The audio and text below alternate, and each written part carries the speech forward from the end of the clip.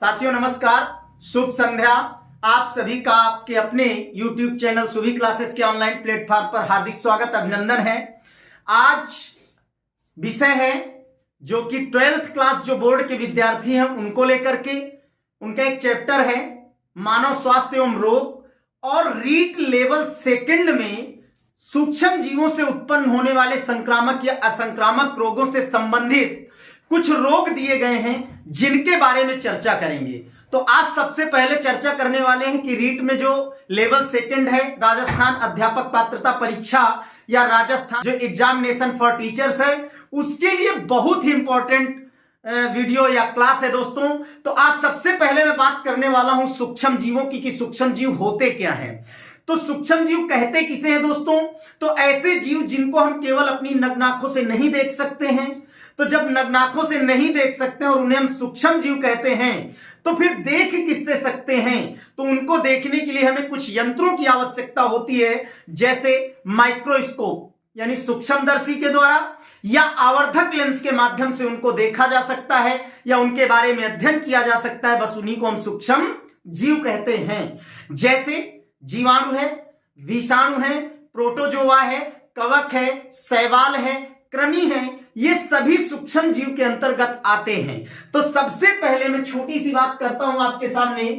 किसकी टॉपिक जो आपका शुरू होने वाला है वो है दोस्तों सूक्ष्म जीव। बहुत ही शानदार टॉपिक है और बहुत ही मजेदार होने वाला है ये टॉपिक। तो आज सूक्ष्म जीव के बारे में बात करते हैं। तो मैंने कहा कि ऐसे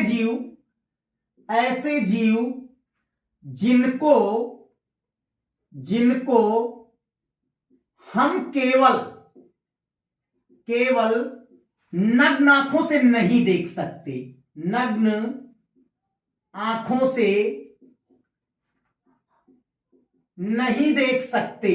नहीं देख सकते, बस वही क्या है दोस्तों, सूक्ष्म जीव हैं।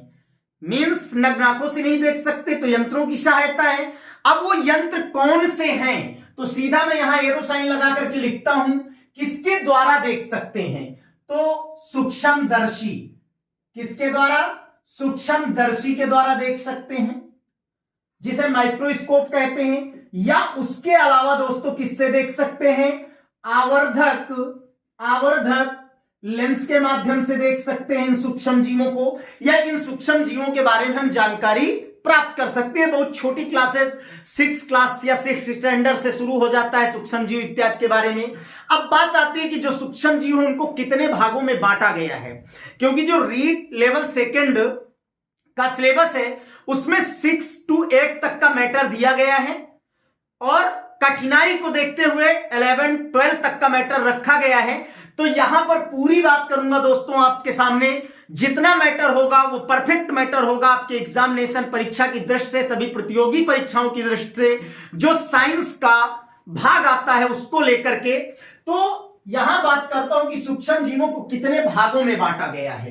तो दोस्तों सबसे पहले ध्यान दें कि जो सूक्ष्म जीव हैं, सूक्ष्म जीवों को 4 भागों में बांटा गया। कितने भागों में? 4 भागों में बांटा गया है। अब जो 4 भाग बांटे गए हैं वो 4 भाग कौन से बांटे गए हैं, सबसे पहला विषय ये मैटर करता है। तो 4 भागों में मैं सबसे पहले बात करता हूं जीवाणु की। किसकी? जीवाणु की। दूसरा आपका कवक कर देता हूं। उसके बाद तीसरा आपके सामने शैवाल कर देता हूं, शैवाल। और शैवाल के बाद मैं बात करता हूं चौथे नंबर पर दोस्तों किसकी? प्रोटोजोआ की। अब इन पर थोड़ी थोड़ी मैं चर्चा कर लेता हूं, क्योंकि आज का मूल विषय जो रहेगा दोस्तों वो विषाणु पर रहेगा, जो इन सूक्ष्म जीवों से भिन्नता रखते हैं, अलग प्रकार की प्रकृति रखते हैं। उनके बारे पर आज मैं विस्तार से चर्चा करूंगा। तो जीवाणु, बैक्टीरिया, सबको पता है जीवाणु जनित बहुत सारे रोग हैं। जो रीट लेवल सेकंड में सूक्ष्म जीवों से होने वाले रोग हैं वो 5 रोग दिए गए हैं, जिनमें से एक रोग दोस्तों विषाणु जनित है और उसके अलावा सभी जीवाणु जनित डिजीज हैं, जैसे हैजा है, डिप्थीरिया है और इत्यादि जो भी हैं। कवक यानी फंजाई, इनके द्वारा जैसे दाद रिंगवर्म डिजीज उत्पन्न होता है। शैवाल जो हैं इनके द्वारा लाभ हानि दोनों प्रकार के लाभकारी भी होते हैं, हानिकारक भी होते हैं। प्रोटोजोआ जनित जैसे एंटमीबा हिस्टोलिस्ट का अमीबियासिस जो पेचिस उत्पन्न होती है वो किसके द्वारा? प्रोटोजोआ के द्वारा। अब मैं बात करने वाला हूं, जब ये 4 भाग बांटे गए तो मैंने कहा आज मैं विषय लेकर के आया हूं मुख्य रूप से क्या दोस्तों? विषाणु। ये तो केवल सूक्ष्म जीवों का एक परिचय था और अमूमन यहां से कोई खास क्वेश्चन भी बनने वाला नहीं है दोस्तों। लेकिन प्रश्न यह बनता है विषाणु है क्या? तो विषाणु जो होते हैं अन्य सूक्ष्म जीवों से भिन्न होते हैं। अब भिन्न क्यों होते हैं दोस्तों?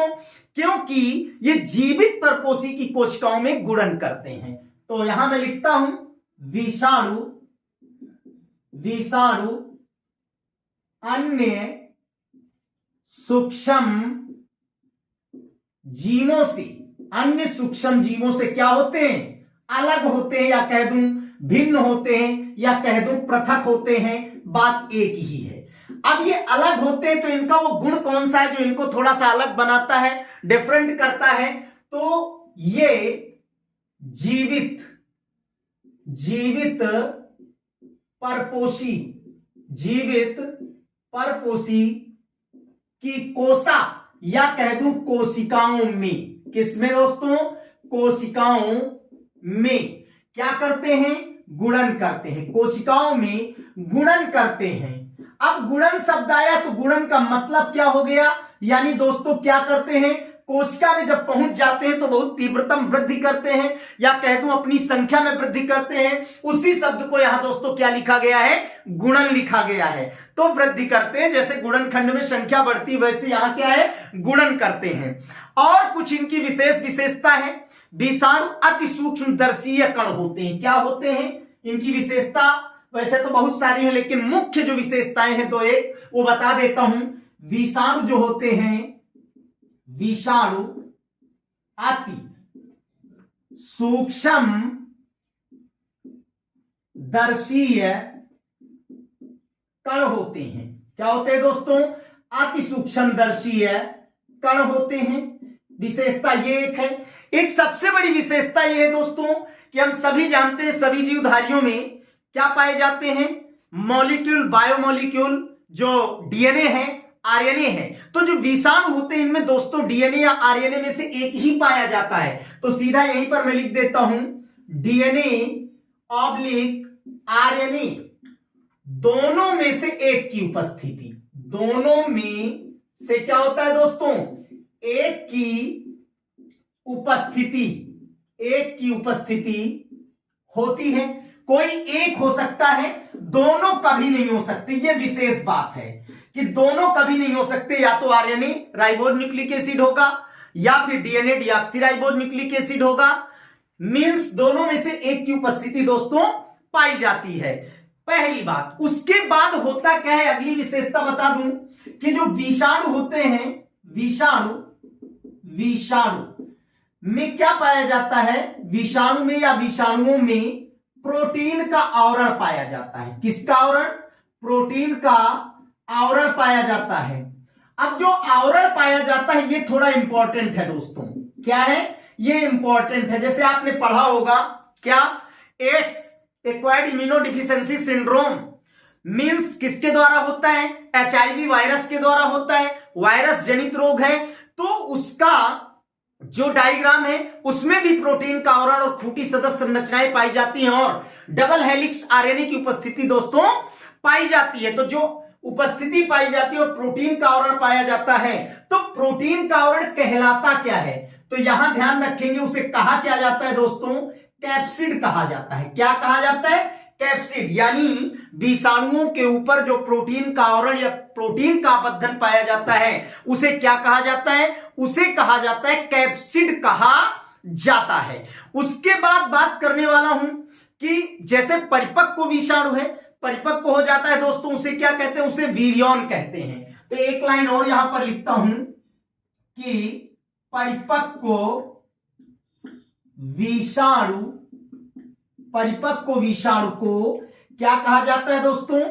वीर्योन कहा जाता है। क्या कहा जाता है? वीर्योन कहा जाता है। क्या कहा जाता है? वीर्योन कहा जाता है। इंपॉर्टेंट है कि परिपक्व विषाणु को क्या कहते हैं? वीर्योन कहते हैं। विषाणु में प्रोटीन का आवरण पाया जाता है, उसे क्या कहते हैं दोस्तों? कैप्सिड कहते हैं। ये थोड़ा ध्यान देने की बातें हैं। डीएनए या आरएनए में से दोनों में से एक की उपस्थिति पाई जाती है। और मैंने यहां पर सबसे मुख्य बात बताई, कितने भागों में बांटा गया, तो मैंने कहा 4 भागों में मुख्य रूप से बांटा गया है। उसके अलावा वायरस भी है, कृमि भी है, लेकिन मैंने कहा वायरस या कृमि की अगर बात करते हैं तो ये इनसे भिन्नता रखते हैं, तो इनको पृथक अलग रखा गया है। मुख्य रूप से सूक्ष्म जीवों को केवल 4 भागों में बांटा गया है। अब बात करते हैं कि विषाणु जो विज्ञान है, जिसे वायरोलॉजी कहा जाता है दोस्तों, इसके जनक कौन है?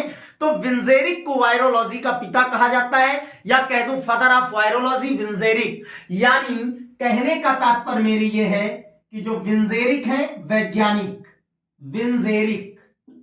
विंजेरिक को क्या कहा गया है? विषाणु विज्ञान का पिता कहा गया है। क्या कहा गया है? विषाणु विज्ञान का पिता कहा जाता है। ठीक है, तो जो वायरोलॉजी है उस विज्ञान का पिता किसे कहते हैं? विंजेरिक नामक वैज्ञानिक को विषाणु विज्ञान का पिता कहा जाता है। अब दोस्तों इसके बाद मैं बात करता हूं कि यहां पर ये साफ कर देता हूं मैं। उसके बाद हम पढ़ने वाले क्या है? मैंने कहा कि आज रोग जो सूक्ष्म जीवों द्वारा होने वाले रोग हैं, संक्रामक असंक्रामक रोग हैं, उनमें से मैंने कहा 5 डिजीज दिए गए हैं, जिनमें से 4 बैक्टीरियल जीवाणु जनित हैं, एक केवल वायरल है, यानी वायरस के द्वारा दोस्तों फैलने वाला है। केवल आज हम उसके बारे में बात करेंगे। तब तक यहां तक मैंने आपको बताया। उसके बाद हम बात करेंगे अब सीधा डायरेक्ट रोग पर कि रोग किसे कहते हैं या स्वास्थ्य किसे कहते हैं। मींस रोगी व्यक्ति कौन सा है, स्वस्थ व्यक्ति कौन सा है, पहले तो ये बात करने वाले हैं। उसके बाद ये जो डिजीज हैं होते कैसे हैं, इनका माध्यम क्या होता है, क्योंकि प्रत्येक डिजीज का कोई ना कोई क्या होगा दोस्तों? माध्यम होगा। तो सबसे पहले मैं बात करने वाला हूं किस पर? रोग पर, क्योंकि हम रोग पढ़ने वाले हैं। अब रोग का तात्पर्य ये नहीं होता कि शरीर में कोई प्रॉब्लम हो, दिक्कत हो, तो उसी को हम दोस्तों डिजीज कहें। मींस ऐसी दशा जो असंतुलित दशा हो, मानसिक संतुलन खराब हो या चिंता हो या किसी प्रकार का तनाव हो, वो व्यक्ति भी रोगी होता है। तो कह सकते हैं ऐसी अवस्था या दशा जिसमें शरीर की सामान्य जैविक क्रियाएं बाधित हो जाएं और पर्यावरण के साथ अपना संतुलन ना बना सके, बस इसे रोग कहते हैं। पहली बात। अगर इसी को हम दूसरे दृष्टिकोण से देखें, स्वास्थ्य की दृष्टि से, तो सीधा कह सकते हैं ऐसी स्थिति या ऐसी दशा जिसमें शरीर के सभी अंग तंत्र सही रूप से कार्य करें, कोई बाधा ना उत्पन्न हो और वातावरण के साथ संयोजन या संतुलन बैठा सके या स्थापित कर सके सामंजस्य, बस उसे हम स्वस्थ कहते हैं। तो 2 बातें। सबसे पहले मैं रोग की बात करता हूं, तो यहां लिख देता हूं ऐसी स्थिति या दशा जिसमें क्या हो कि मींस शरीर संतुलन न बैठा पाए और सामान्य जैविक क्रियाएं बाधित हों। तो ऐसी स्थिति या दशा जिसमें शरीर की सामान्य जैविक क्रियाएं बाधित हों, बस इसे क्या कहते हैं दोस्तों? रोग कहते हैं। अब जैविक क्रिया बाधित हो तो कोई भी जैविक क्रिया बाधित हो सकती है दोस्तों, क्योंकि ये शरीर जैविक प्रक्रियाओं का संचालन करता है। पूरा शरीर दोस्तों कोशिकाओं का बना हुआ है, विभिन्न प्रकार के अंग हैं और अंग तंत्र हैं और सभी तंत्र अपने अपने कार्य का क्या करते हैं? संचालन करते हैं दोस्तों। तो जब अपने अपने कार्य का संचालन करते हैं, तो अगर किसी अंग या अंग तंत्र के द्वारा किसी कार्य को सुस्पष्ट नहीं किया जाता तो समस्या उत्पन्न होती, बस उसी दशा को रोग कह देते हैं। या फिर वातावरण के साथ सामंजस्य स्थापित ना कर सके। उसके बाद दूसरा मैटर आता है किसका? स्वास्थ्य का, हेल्थ का। जब इसकी बात करते हैं, हेल्थ क्या है, तो बस थोड़ा सा अलग करना है कि ऐसी स्थिति या दशा जिसमें शरीर के सभी अंग व अंग तंत्र सामान्य रूप से कार्य करें और वातावरण के साथ सामंजस्य स्थापित कर ले, बस उसे हम क्या कह देते हैं? स्वास्थ्य कह देते हैं। तो मीन्स यहां पर लिखता हूं ऐसी स्थिति या दशा जिसमें शरीर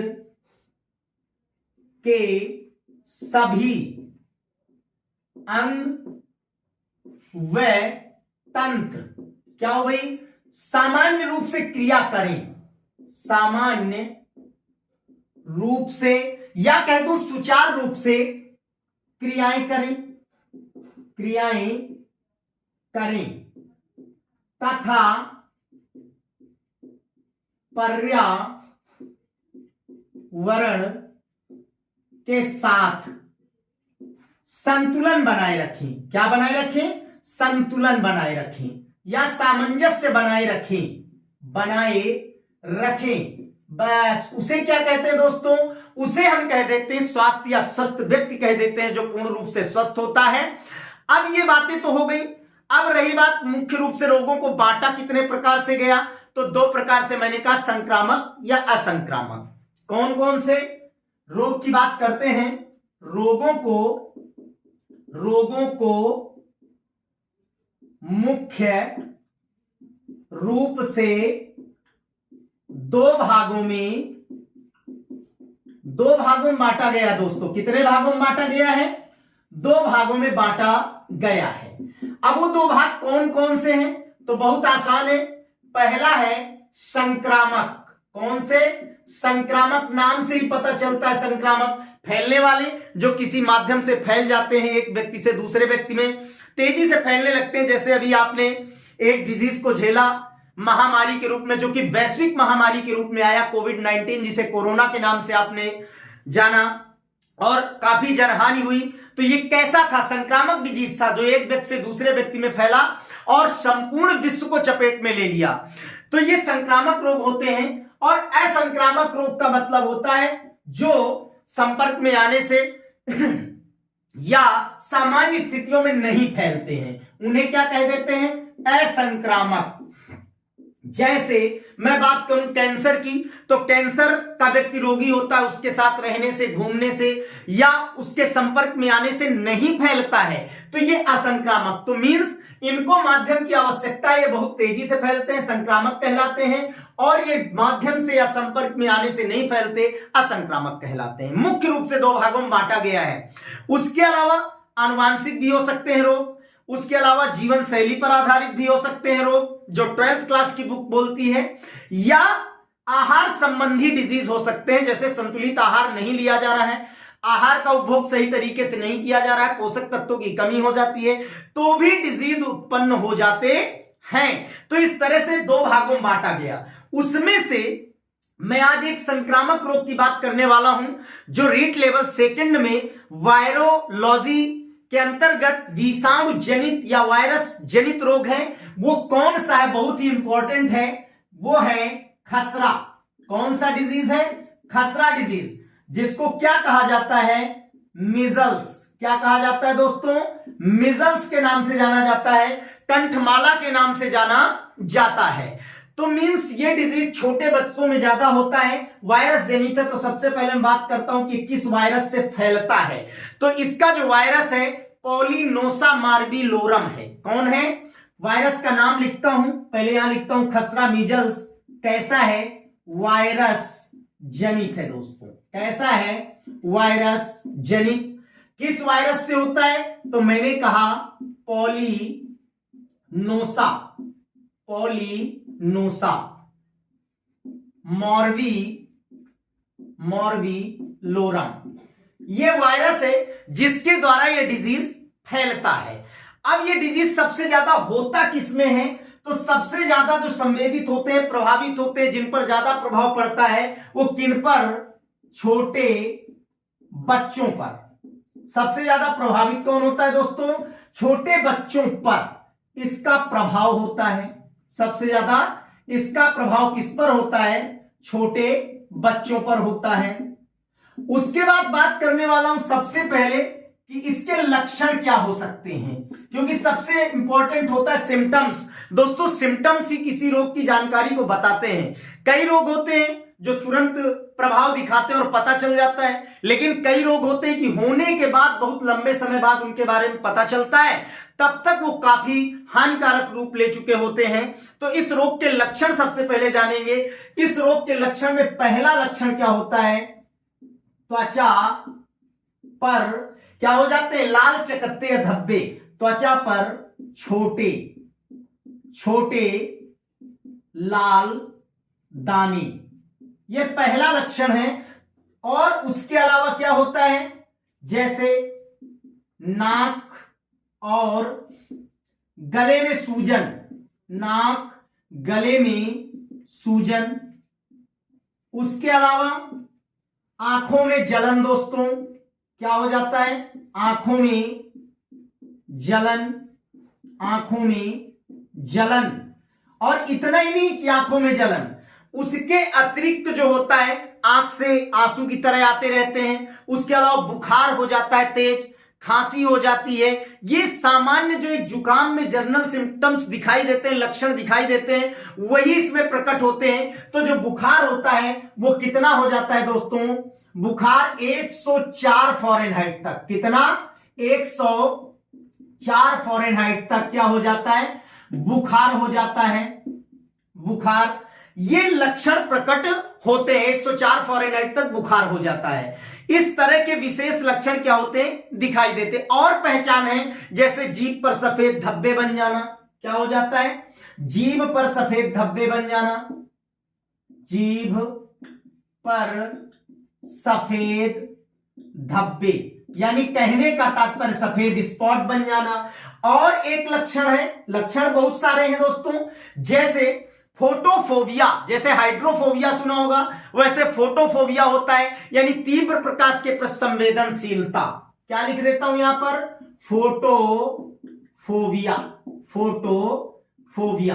फोटोफोबिया का मतलब होता है कि तीव्र प्रकाश जो होता है उसके प्रति संवेदनशीलता क्या हो जाती है, उत्पन्न हो जाती है दोस्तों।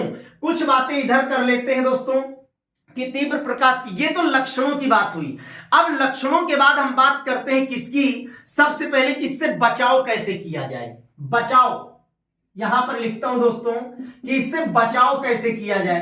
तो नॉर्मल सी बातें हैं, जो रोगी व्यक्ति है उसको स्वस्थ व्यक्ति से अलग रखें, उसकी उपयोग या उपभोग की जाने वाली वस्तुओं को अलग रखें, उसके संपर्क में ना आए। उसके अलावा अगर छींकते हैं, खांसते हैं तो रुमाल का उपयोग करें या अपने हाथ का ये भाग अपने नाक या मुख के ऊपर रखें। संपर्क से बचें, क्योंकि त्वचा के संपर्क में आने से यह रोग फैलता है। उसके अलावा साथ ही साथ विशेष ध्यान रखना है कि साफ सफाई का विशेष ध्यान रखा जाए। तो बचाव का सबसे पहला है कि रोगी व्यक्ति से अलग, रोगी व्यक्ति से दूर रहें। क्या रहें भाई, दूर रहें। उसके अलावा उपयोग की जाने वाली वस्तुएं अलग रखें, उपयोगी वस्तुओं को अलग रखें। किसकी, रोगी व्यक्ति की वस्तुओं को अलग रखें दोस्तों, अलग रखें। उसके अलावा साथ ही साथ क्या करना है, मैंने बताया कि मुंह और नाक को ढकें। कब ढके भाई, छींकते खांसते समय।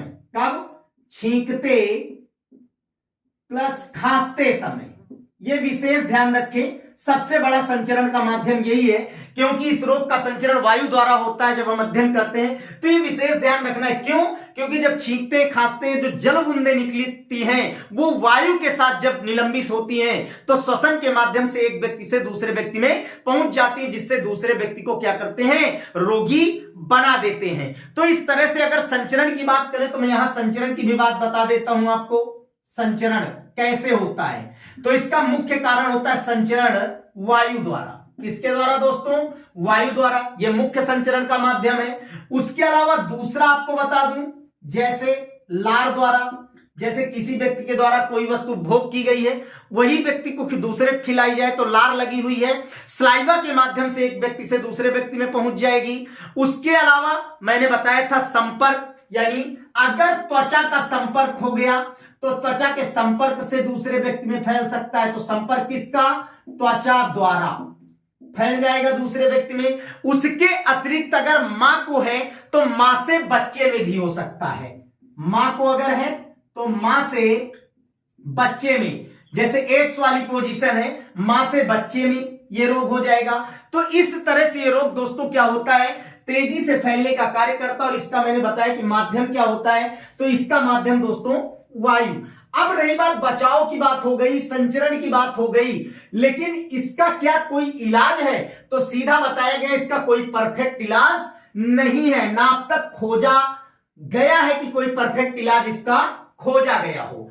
तो फिर इससे बचा कैसे जाए, भाई बचाव की बात हो रही थी, तो बचाव में सबसे इंपॉर्टेंट है मींस चिकित्सक से सलाह लें, उसके अलावा कुछ विटामिन की गोलियां लें, और सबसे मुख्य चीज है क्या, उपचार में टीकाकरण।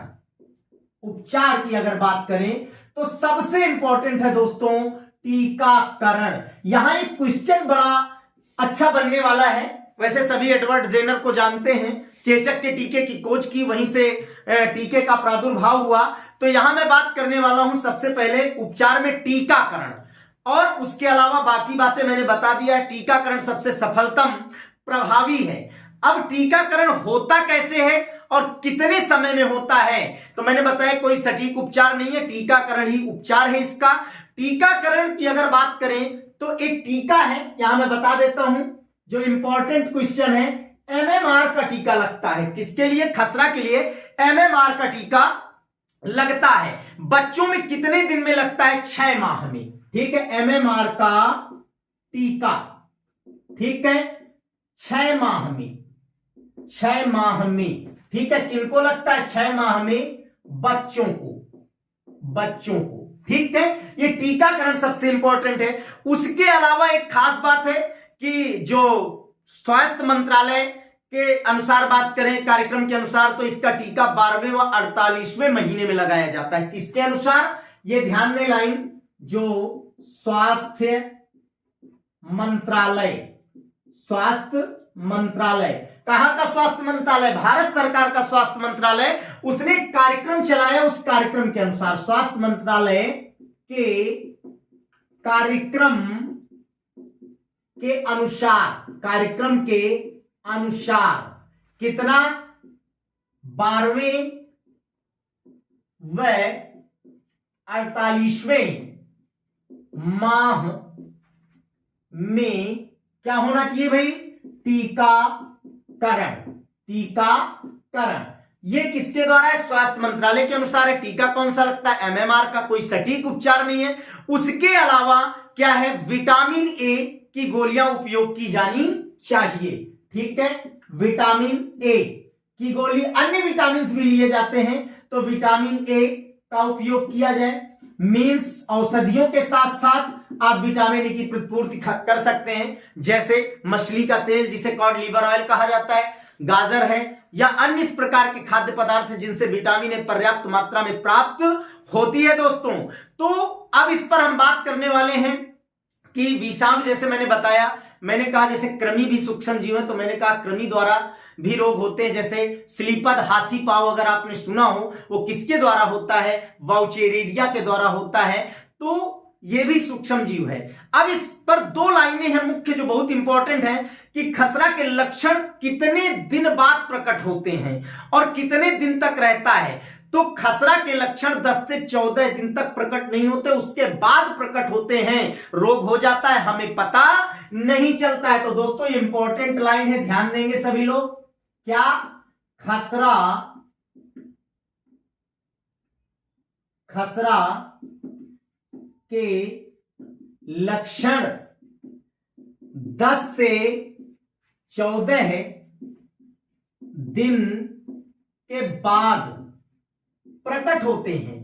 प्रकट होने का मतलब दिखाई देते हैं, समझ में आता है सिम्टम कि खसरा हो गया, जीभ पर सफेद धब्बे बनना, शरीर की त्वचा पर चकत्ते या दाने बनना, छींक आना, खांसी आना, आंखों में जलन होना, गले में नाक में सूजन होना, ये लक्षण प्रकट होते हैं। उसके बाद यह रोग रहता कितने दिन तक है, तो इस रोग का प्रभाव 8 से 10 दिन तक, 8 से 10 दिन तक इस रोग का प्रभाव रहता है, प्रभाव रहता है। यानी कह दूं दोस्तों, सिम्टम्स रहते हैं। तो इस तरह से दोस्तों आज हमने जो है एक डिजीज जाना जो रीट लेवल सेकेंड या 12th बोर्ड क्लास के विद्यार्थियों के लिए जिनका एक चैप्टर स्पेशल चलता है और रीट लेवल सेकेंड में भी है, तो विशेष ये वीडियो आपके लिए बहुत ही बेहतरीन होने वाला है। और आने वाले जो वीडियो होंगे वो भी आपके डिजीज से संबंधित होंगे जो 12th level plus REET level second के लिए इंपॉर्टेंट होंगे। तो दोस्तों बिल्कुल आप लगे रहे, मेहनत करते रहो और हाँ आपको बेहतरीन से बेहतरीन टॉपिक पर अच्छी क्लासें देंगे। तब तक के लिए दोस्तों धन्यवाद, नमस्कार। पुनः फिर मिलते हैं इसी तरह के टॉपिक लेकर के। चैनल को लाइक करें, सब्सक्राइब करें, शेयर करें और कमेंट भी करें अगर वीडियो पसंद आए तो।